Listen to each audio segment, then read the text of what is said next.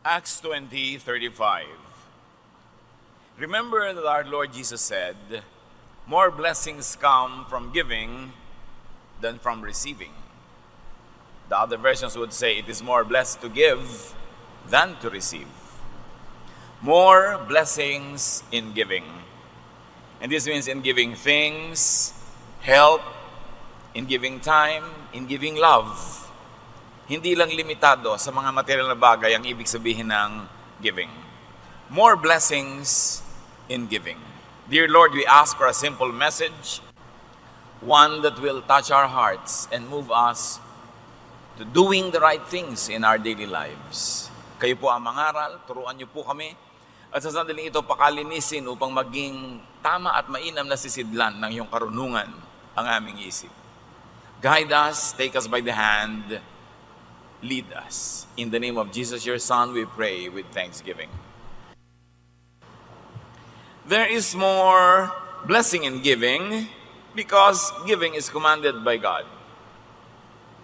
Yung pa lang, blessing na kasi utos ng Diyos. Pag sinunod mo, naintindihan mo o hindi, alam mo man ang kauuwian o hindi, siguradong blessing yon kasi utos ng Diyos na tayo'y maging mapagbigay, palabigay. And giving is exemplified by God. Siya na ang nanguna, nagbigay ng halimbawa sa pagbibigay. John 3:16, for God so loved the people of this world so much that He gave. Ganon na lang ang pag-ibig ng Diyos sa sangkatauhan at ibinigay niya at ang kasunod na ang kanyang kaisa-isang anak. Ang pag-ibig ay nangangahulugan ng pagbibigay. At ang Diyos na ang nanguna at nagbigay ng ganitong halimbawa. Giving is exemplified by Jesus and other godly people in the Bible and even in our present life. Surely, giving is the best thing to do. In fact, Jesus gave the supreme sacrifice Himself. Ano pa ang pwede mong hindi ibigay kung ang sarili ay naibigay mo na? At dahil yun ang naging talab sa buhay ng mga mananampalataya. Sila rin naging palabigay. Acts 2:44-45, all the Lord's followers often met together and they shared everything they had. They would sell their property and possessions and give the money to whoever needed it. Hindi communism o socialism ang umimbento ng ganitong economic and social norm. Ang mga mananampalataya kay Jesus ang nagpasimula nito. Ang mga tunay na mananampalataya ay nagturingan na magkakapatid at ang kulang ng iba ay ibinibigay nung may sobra at dumadating pa sila sa punto na nagbebenta sila ng mga lupain, mga ari-arian para itustos at ibigay sa mga nangangailangan. At ang kasunod na sinabi ng mga verses na ito, and the church grew. And the Lord added to their number daily those who were being saved. At ang kanilang preaching ay hindi salita, kundi gawa. At anong gawa ito? Pagbibigay sa kapwa. Sino nga naman ang aayaw na sumali sa ganyang uri ng kapatiran kung nagbibigayan at nagtutulungan? At ganoon na lang ang kanilang pagkaunawa ng kabutihan ng Diyos na dinaan sa pagbibigay ng kanyang anak na si Jesus, kaya ang bunga ng kanilang pananampalataya ay pagbibigay din. Kaya madaling malaman kung tayo'y tinatablan ng paniniwala natin kay Jesus, tayo'y nagiging mapagbigay. There is more blessing in giving because God promises to bless the giver. Hindi lang naman niya inutos, bagamat utos pa lang sapat ng dahilan para gawin, pero meron pa yon nakakambal na pangako na pagpapalain niya ang mga palabigay. Sa katunayan, sa sinabi ni Jesus na halimbawa o illustration nung paghuhukom sa dulo ng panahon, yun daw mga dadalhin sa kaharian ng Ama ay yung mga gumawa ng mabuti at nagbigay sa kapwa. Matthew 25:34 and 40, story ito ni Jesus. Then the king will say to those on his right, my Father has blessed you. Come and receive the kingdom that was prepared for you before the world was created. Whenever you did it for any of my people, no matter how unimportant they seemed, you did it for me. Lahat daw ng ginawang mabuti sa kapwa, ituturing ng Diyos na ginawa sa Kanya, kaya siya ang magbabayad, magtutumbas, magsusukli, maggagantimpala. At sa Proverbs 11:24, sometimes you can become rich by being generous or poor by being greedy. Yan daw ang batas ng Diyos, na payayamanin ka ng iyong pagbibigay at maaaring pagdahupin, paghirapin ka pag masyado kang sakim at makasarili. Baligtad, you keep that which you give away and you lose what you selfishly try to keep. There is more blessing in giving because the more people give, the more they receive. That is the rule of God. Sigon sa iyong ibinibigay, based on what you give, is what you will receive from God. Luke 6:38, if you give to others, you will be given a full amount in return. It will be packed down, shaken together, and spilling over into your lap. The way you treat others is the way you will be treated. Although these verses are often used in reference to giving donation, to giving offerings and tithes and everything, the original and the first meaning of this is giving forgiveness. At kung paano ka daw nagpapatawad sa kapwa, ganun ka rin patatawarin ng Diyos. Kung kuripot ka sa pagbibigay ng patawad, kuripot din sa iyo ang Diyos. Kung masagana kang magpatawad sa kapwa, masagana rin ang pagpapatawad sa iyo ng Diyos. Ang panukat na ginagamit mo sa iba, ang siyang gagamitin sa iyo. So dapat talaga mapagpatawad tayo, mapagbigay, dahil tayo'y maka-Diyos. At kung hindi ka naman talaga maka-Diyos, dahil lang matalino ka, magiging mapagbigay ka pa rin at mapagpatawad. Kasi kung ano ang ibinibigay mo sa kapwa, yun lang din ang ibibigay sa iyo ng Diyos. So, the blessing and the forgiveness that you receive from God is limited only by your own giving of forgiveness and giving of love to others. Ikaw ang nagpapasya kung paano ka itatrato ng Diyos. Yun ay kung paano mo tinatrato ang iyong kapwa. The more people give, the more they are protected from loss. Sasabihin ng iba, magbibigay pa ba ako? Kapos nga ako. Magbibigay ba ako? Kailangan ko ng puhunan. Magbibigay ba ako? Kailangan ko. Pero ipinangako sa Malakay 3:10-11, I am the Lord all-powerful, and I challenge you to put me to the test. Bring the entire 10% into the storehouse, so there will be food in my house. Then I will open the windows of heaven and flood you with blessing after blessing. I will also stop locusts from destroying your crops and keeping your vineyards from producing. Sabi niya, ako ang pinakamakapangyarihan sa lahat, di ba? At dahil sa kapangyarihan yan, batay sa kapangyarihan yan, hinahamon ko kayo, subukan niyo ako. Sabi niya, at pag ginawa niyo yan, bubuksan ko ang bintana ng langit at pababahain sa inyo ang pagpapalang mala tsunami. Sabi niya, at higit pa riyan, pipigilan ko ang mga balang, ang mga insekto, ang mga salot, ang mga peste sa pagsira sa inyong mga tanim. Ibig sabihin, kung ikay palabigay at matapat, the Lord protects your livelihood from all kinds of threats. Ipagtatanggol ka niya sa magnanakaw, sa mga manggagancho, sa mga maninira, sa mga manunuba, sa lahat. Amin ganun. Subukan niyo ako. Nagpapasubok nga siya. There is more blessing in giving because the giver is in control. Masarap yung nagbibigay Ikaw ang may control ng sitwasyon. You can give what, when, where, to whomever, however you like. And the giver can derive great pleasure from such giving. If our heart is in the right place, we derive great pleasure when we give. Masarap magbigay pag ang puso nasa tama ng lugar. Hindi sumasama ang loob mo. Lalo't ang binibigyan mo ay talagang karapat dapat bigyan. O nangangailangan talaga at hindi kayang tulungan ng sarili. Pagtulong mo noon, tumataas ang espiritu mo. It is a source of great pleasure to give. At kung hindi pa tayo nakakarating sa ganong state of spirituality, sanayin natin ating sarili. Kasi baka napakalaking ligaya ang nawawala sa atin, hindi natin nalalasap kasi hindi tayo nagbibigay ng buong puso at buo sa loob. Proverbs 19:6, everyone tries to be friends of those who can help them. So this is one of the perks of being helpful. Everybody's friendly with you. Sabi mo, kasi may pinapakinabang lang naman. Kasi naman hindi friendly kasi walang pinapakinabang, mabuti na ang friendly. Kahit dahil lang may pinapakinabang sa'yo. Marami kang kasama, marami kang kaibigan. Natural, kasi palatulong ka eh. Pero kung ikay palahingi, baligtarin mo, palautang, iniiwasan ka na ng mga tao. Napakasakit naman sa damdamin yung alam mo, iniiwasan ka. Binabaliwala ka na lang. Kasi nga wala kang ginawa kundi manghingi o mangutang.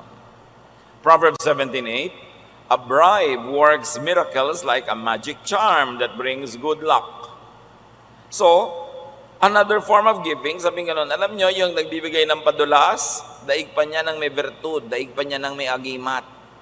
Doors open, things move, people help them pag marunong silang magregalo. A gift opens doors, oils the machinery. A gift helps in improving ease in doing business. And it is Proverbs 17:8 that said that. Alam niyo kung ano yung masamang bribe? Yung ginagamit sa court. Yung naglalagay ka sa mga justice, sa mga hukom, para yung masama palayain at yung mabuti ikulong. Yun ang masamang bribe. Lagi may nagtatanong, paano po yan? Pagka pinapamerienda po yung clerk, ang bilis-bilis kung lumakad ang papel ko. Di pa meriendahin mo. Ano naman ang masama doon? Pinamerienda mo pala, lumakad yung papel mo. Ang masama, yung nagbibigay ka sa hukom na yung guilty kong kamag-anak, huwag mong pagiltihin ha. O kaya yung hindi guilty na itinakdal ko, yun ang pagiltihin mo. Heto ang bribe. Yun ang napakasamang bribe kasi mayroong napapahamak. Pero pakain ka lang naman ng clerk sa City Hall, binigyan mo ng turon. Ano na ba naman yun? Kahit nga hindi siya clerk doon masama na bang magpakain ng kapwa-tao? Sabi ng Proverbs 17:8, a bribe is a charm to its giver. As long as it is not to thwart justice, not to pollute correctness in the rendition of justice. Laging may konteksto ang mga verses. There is more blessing in giving because deeper happiness, deeper satisfaction is not in keeping but in giving.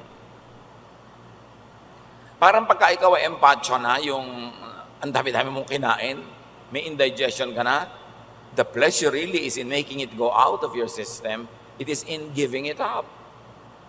There is great pleasure in letting go, especially of your biological processes. Ganon din yung mga bagay, may pleasure yung pagbibigay. Proverbs 11:26, people curse the one who hoards grain, but they pray God's blessing on the one who is willing to sell. Of course, the context is may gutom, people, traders are hoarding grain para taasan ang presyo, ayaw nila magbenta, at sa ganun daw mga panahon, isinusumpa ng mga tao yung ayaw magbenta, at idinadalangin nilang pagpalain pa ng Diyos yung nagbebenta, lalo sa mababang halaga. In other words, yung nagbibigay at nagdaramot, magkaiba na magiging trato mula sa mga tao, and the more giver the person is, the more siya ipapanalangin ng kapwa. Proverbs 11:25, a generous person will prosper. Whoever refreshes others will be refreshed. Napapansin nyo ba kahit sa mga kamag-anak, yung kamag-anak, kaibigan, kapitbahay na palabigay, siya itong hindi maubos-ubusan na binibigay. Yun namang maramot, laging wais, laging nang lalamang, siya naman yung laging kapos. O kaya ang dami-dami niyang naipon sa kanyang pagiging makunat, tapos isang dilubyo lang, ubus agad, wala lahat, baliwala ang kanyang buong karamutang inipon. That is why giving is better than receiving. There's a very big problem with give me. Bigyan mo ako. Malaki ang problema niyan because people do not usually give. People do not usually give as you want them to. Pagka ikay palahingi, palaasa, malamang mabibigyo ka lang lagi. Kasi hindi naman laging ibibigay sa iyo ng tao ang gusto mong ibigay niya. So kung ang mode ng iyong buhay ay manghingi kaysa magbigay, maraming beses you will only be frustrated. Because people who ask, people who depend on others are bound to be frustrated. One other difficulty, kung nando ka sa receiving end at hindi sa giving end, recipients are not in control. In fact, recipients could be controlled because recipients could get indebted. Pag ikaw ang nagbibigay, para ka ng boss. Ikaw ang nagbibigay kahit na hindi nakakatawa yung joke mo, tawa na ng mga tao kasi may regalo ka, may bigay ka. Pero kung ikaw yung binibigyan, baligtad. No? Wala kang control. Kung ano lang ibigay sa'yo, kung kailan ibigay, magkano ibigay. Tapos, nakatali ka, may utang na loob ka. May utang ka na pera, may utang ka na bagay, at may utang na loob ka pa. Proverbs 22:7, the borrower is slave to the lender. Ang nangungutang ay alipin ng nagpapautang. Kahit pa nagbayad ka na, o kahit nagbabayad ka, o kahit matagal ka ng bayad doon sa utang mong pera, paano yung utang na loob? Kaya mamimili na rin lang tayo. Saan ako pupwesto? Sa nagbibigay o sa tumatanggap? Mas maraming kaligayahan, mas maraming kalayaan at kasiyahan yung nagbibigay kaysa tumatanggap. Kaya dapat ang tao, sa abot kaya ng lakas, maging masigasig na kumita para hindi siya manghingi at kumita ng sobra para siya pang magbigay. Dapat sikapin ng tao na hindi siya palaasa. At kung umaasa man siya paminsan-minsan, hindi lagi. At kahit siya umaasa at nabibigyan, nagsusukli siya kahit paano. Hindi yung pagka nagsalita yung nagbibigay sa'yo, para ka ng pinitpit na luya, wala ka nang masabi. Bow ka na lang ng bow kasi get ka ng get. It's not a dignified way to live. To be receiving all the time. Unless you're too old, too young, or too sick. And I always emphasize that. Pero ang dami-daming malalakas ang katawan, palahingi. Sila pa yung malakas gumastos. Sila pa yung tampurista pag hindi nabigyan. At sila pa yung maluho. Ephesians 4:28, if you are a thief, quit stealing. Be honest and work hard so you will have something to give to people in need. Kung dati kang nagnanakaw, tumigil ka na ng pagnanakaw. Baligtarin mo ang buhay mo, maging malinis ang iyong kalooban, maging matapat ka, magtrabaho kang mabuti, para yung kailangan mo, ikitain mo, at higit pa riyan, sumobra pa sa kailangan mo ang kita mo para may maibigay ka naman sa mga taong nangangailangan, mabaligtad naman. Yung dating ikaw lagi ang binibigyan, gawin mong ambisyong ikaw naman ang makapagbigay. Gaano karami sa mga binibigyan na tumihingi ang may ambisyong sa pinakamadaling panahon, sa abot ng aking makakaya, babaligtarin ko ito. Ate, bigay ka ng bigay sa akin sa pag-aaral ko.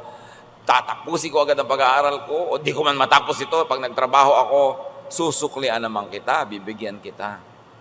Pagpapahingahin kita. Kuya, ikaw ang gastos ng gastos sa mga magulang natin kasi wala akong kaya ngayon. Pero ang ambisyon ko, makapagtrabaho, makapagnegosyo, kumita para makapagpahinga ka naman sa pagbibigay at ako naman ang magbibigay. Pero maraming tao baligtad. Pag kami kuya o ating nagsimulang magbigay, hanggang kamatayan na yon.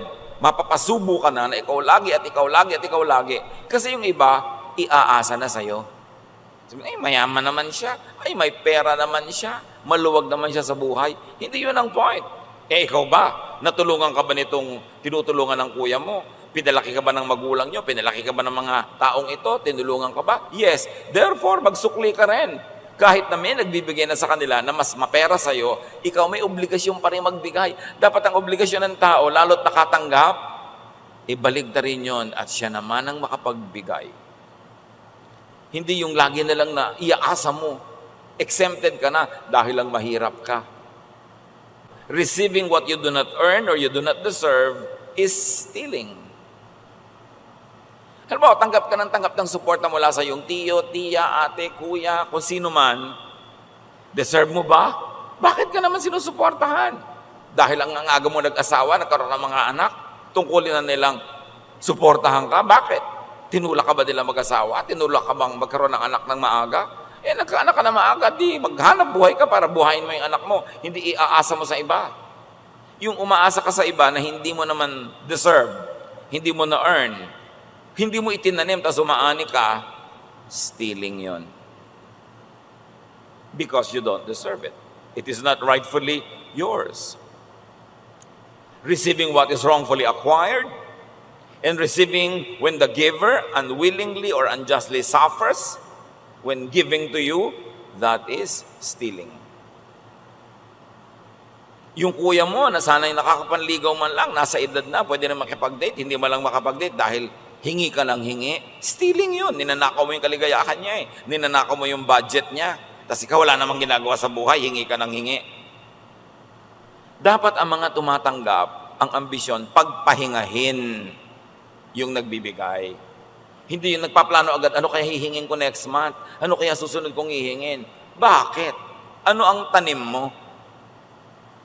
At kung minsan nagtanim ka lang naman na isang buto, 3 kaing na yung naani mo, di ba parang sobra na yon sa tinanim mo, yung inaani mo? Nagawan mo lang ng kaprasong mabuti nung unang panahon, habang panahon ka na ngayong umaasa at humihingi, hindi na katumbas ng ginawa mo sa kanya, yung ginagawa niya sa'yo. Pag ninakaw na rin yun. Dapat nating expand ang ibig sabihin ng pagnanakaw. Yung hindi mo kinita, hindi mo deserve, tapos nagpupunta sa'yo, ninakaw yun. At sabi ng Ephesians 4:28, stop. Tigilan ng ganyang bagay. Ang kahanga-hanga, ang marapat, the ideal is to move from getting to giving. Baligtad rin. To move from asking to planting. May gastos ka next month, next year. Wala ka namang ginagawang trabaho, wala kang ini-invest, wala kang itinitinda o binibili at ninenegosyo. Saan mo inaasahan kukuhanin yung panggastos mo? Hihingin mo? Na naman? Hindi yan ay tinuturo sa atin ng Diyos. Sabi nga ni Paul, if anyone does not work, he should not eat. So, ang sabi ng verses na binasa natin, stop stealing and asking and receiving. And be self-supporting, be self-sustaining. Make surplus income to be able to pay your debtor, to give to others, to reverse the poverty cycles that ruin your life. Baligtarin ang takbo ng buhay kung laging tumatanggap lang. If you were needy, if you were not needy now but could become needy, position yourself in the path of blessing. Pag may parada, alam mo kung saan dadaan yung parada, doon ka na naghihintay, doon ka nakatayo. Ganon din ang pagpapala, may dinadaanan yun na ruta, dapat doon ka nakatayo para ka matamaan, maambunan ng grasya. Doon ka sa lugar na pwede kang umani. Saang lugar yon? Dito sa lugar na nagtatanim ka. Doon ka sa lugar na pwede kang tulungan, anong lugar yon? Yung tumutulong ka. Nagtatanim ka para mayanihin. Kasi ang hindi nagtanim, tapos umaani, ang tawag doon, magnanakaw. Plant good. Plant goodwill. Kung minsan, wala ka talaga magawa. Hindi panahon sa iyo na kumita ngayon, hindi uso sa iyo ang pera, hindi ka, kumbaga, dinadaanan ng maraming pagpapala ngayon. Pero pwede ka maging matulungin, maging mabait, mag-assist ka sa kapwa. Gamitin mo ang lakas na natitira sa iyong katawan para makabuti sa kanya, gumawa ng mabuti sa kanya, paglingkuran siya, para naman kung bigyan ka, deserve mo naman kahit paano. O kaya, maisipan man lang niya tuloy na bigyan ka. Do good. Yung paggawa ng mabuti, magandang tanim yan. Hindi naman lahat ng pamumuhunan, pera ilalagay mo sa negosyo Yung paggawa mo sa mabuti sa kapwa, puhunan din yun. Pwede din yun na magbunga. Give. And very importantly, do not ask needlessly. Huwag kang hihingi ng hindi mo talaga kailangan. Para kung dumating yung totoong kailangan at wala kang pangtustos, may mukha ka pang ipakita para manghingi. Hindi kayo maliit, malaking bagay, humihingi ka. Emergency at hindi emergency, humihingi ka. Pati pang party, pang forma, pang yabang hinihingi mo pa. Pagdating ng panahon na naputol yung paa mo at kailangan niya ng karugtong nabibili na paa, kahit paa ng baka, pata, crispy pata, pag humingi ka naman sa kapwa mo, tulungan ka kasi hindi pa pagod at sawa sa paghingi mo.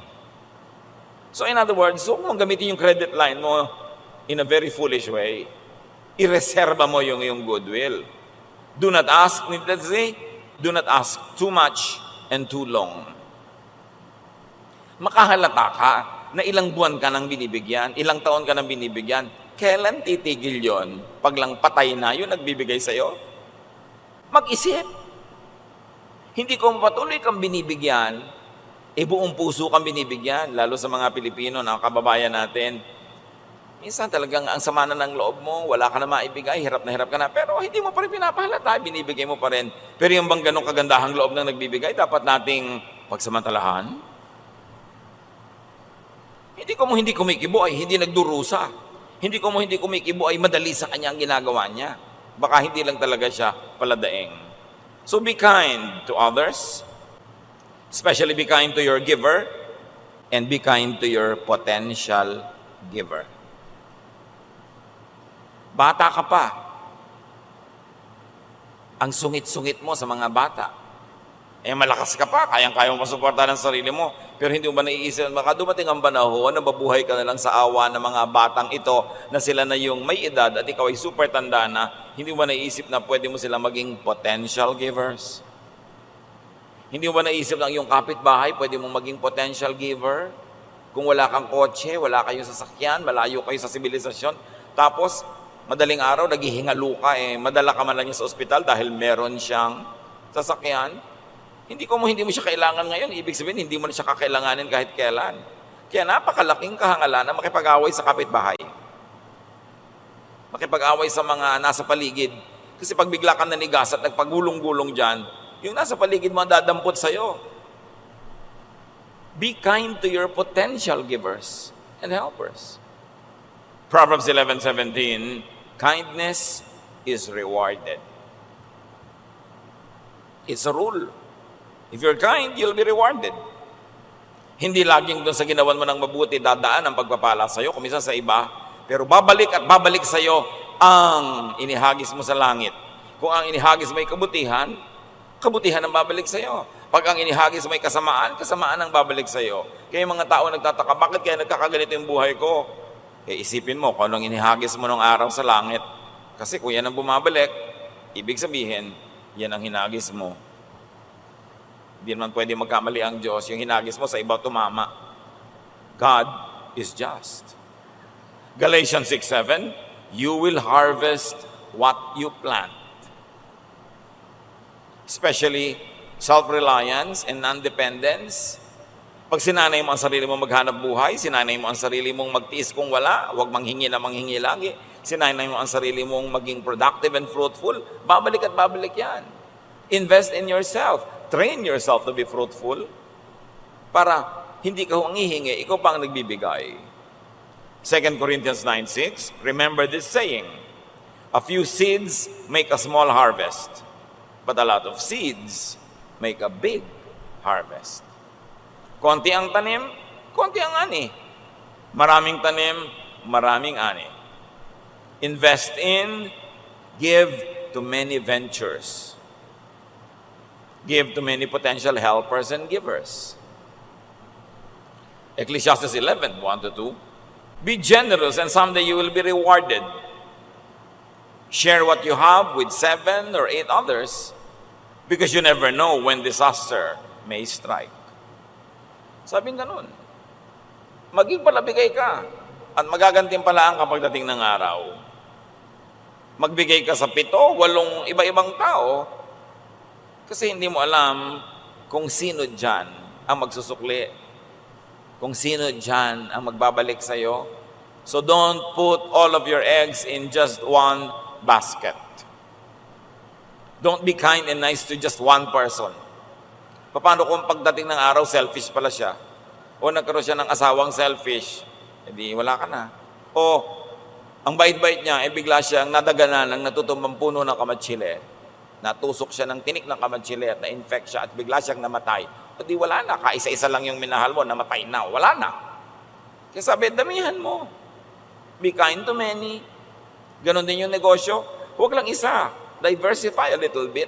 Para pag hindi uso yung isa, hindi kumikita, may isa ka pang pwedeng asahan. Don't put all of your eggs in one basket. At huwag kang kung may isang ginawang tama ay tama na. Dapat sige ka pa ng sige. Kasi hindi natin alam kung alin sa mga project natin ang magkiklik. Ecclesiastes 11:6, plant your seeds early in the morning and keep working in the field until dark. Who knows? Your work might pay off and your seeds might produce, or whether both will do equally well.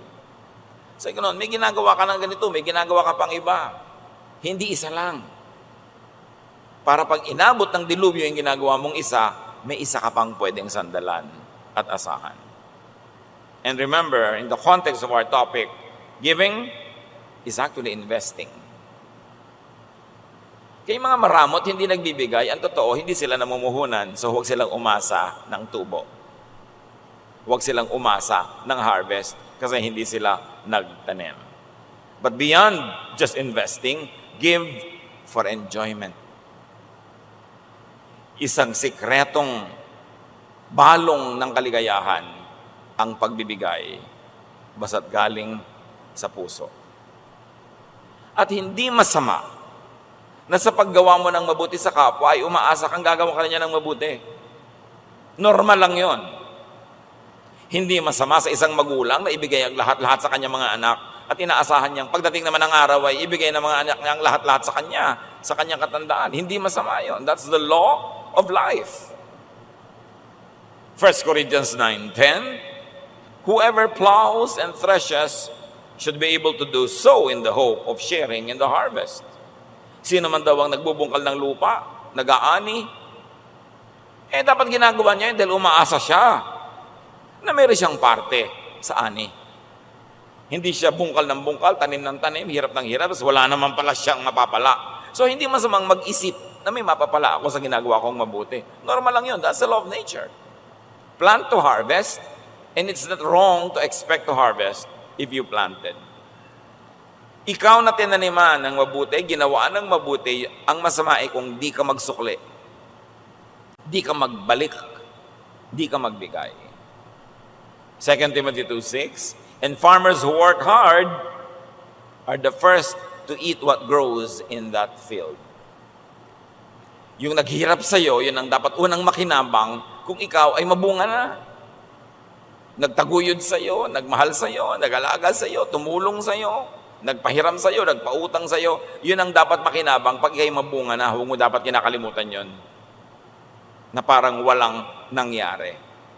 Maraming mga kapatid, matapos paghirapan na tulungan ng kanilang mga ate, mga kuya, maging ng kanilang magulang, oras na nagkaasawa na, nagkaka-amnesia. Wala nang alam na gawa ng mabuti kundi asawa niya, at kung nagkaanak yung anak niya, nakalimutan na yung magulang, nakalimutan na yung mga tiyo, mga tiya, nakalimutan na yung ate at kuya, kasi ang mundo niya umikot na lang sa kanyang asawa at anak. No! Gawan mo ng mabuti ang iyong asawa at anak, pero huwag mong limutin ang lahat ng tumulong sa'yo. Kailangan kasama sila sa ani, kasi sila ay nagtanim. Kaya masama naman yung asawa ka ngayon, sinosolo mo na lang tong asawa mo, sinosolo mo ang kita niya, inilalayo mo sa mga kamag-anak. Bakit? Ikaw ba nagpaakalaki dyan? Ikaw ba nagpaaral dyan sa napangasawa mo? Hindi naman. Tapos gusto mo, ikaw na lang aani? Tanim mo ba yan? Dapat ang tao lumalagay sa lugar. Hindi mo ipinagdaramot yung asawa mo sa kanya mga kamag-anak. Hindi puro kamag-anak mo lang nakikinabang, yung kamag-anak ng asawa mo, puwera na. Lahat ng tumulong sa inyo, kaysa lalaki, kaysa babae, pare-pareho yung susuklian. Dahil lahat ng nagtanim, sabi ng Diyos, dapat umani. Receiving without giving back does not complete the cycle of receiving and giving. It does not complete the circle of life. So be grateful, be generous to those who helped you and who are still helping you. Beneficiary, give back to your benefactor. Recipient, give back to your giver. Give to others, even to those who have not given to you, so that you could start another cycle of planting and harvesting. Kung meron tayo dahil pinapauso Yun yung pagiging mapagbigay, hindi pagiging maramot. Kasi kung minsan, pag naging madamot ka, yan ang kokopyahin ng lahat. Lahat madamot na. Pero pag may nagbigay, lahat naman nagbibigay din. Magpauso tayo kung ano yung mabuti, kung ano yung maganda. And those who are blessed should expedite becoming blessings themselves. Pagka ikaw ay tumatanggap, dalian mo yung panahon na matatapos ang pagtanggap mo para mabaligtad mo na ikaw naman na magbigay. Dapat goal natin yon. Ang aking pangarap ay tumigil umasa, tumigil humingi, kundi mabaligtad ito. Ako naman ang makapagbigay. Ako naman ang pwedeng asahan. That is the circle of a godly life. From receiving to giving. And that is what God would like to see happening in our lives. Panginoon, turuan nyo kami na i-apply ito sa aming buhay. Papaano mapapaluwag namin ang buhay ng lahat sa paligid sa pamamagitan ng magiging mapagbigay at hindi pala asa lamang. Balansehin namin, Panginoon, na sa bawat tinatanggap namin, meron din kaming ibinibigay. At dan sa gayon, maluwalhati kayo. And the laws that you have crafted, that you have created, that govern life, will be implemented. And this life will be in order. Abundant, happy, restful. Pag-isipan natin, mga kapatid, ang mga bagay na ito at higit sa Diyos ang kakayahan na ito'y mailapat sa ating pang-araw-araw na buhay. Lord, as your people ponder this wisdom, let your voice be heard. Teach us how to make it personal, how to apply it in our daily life.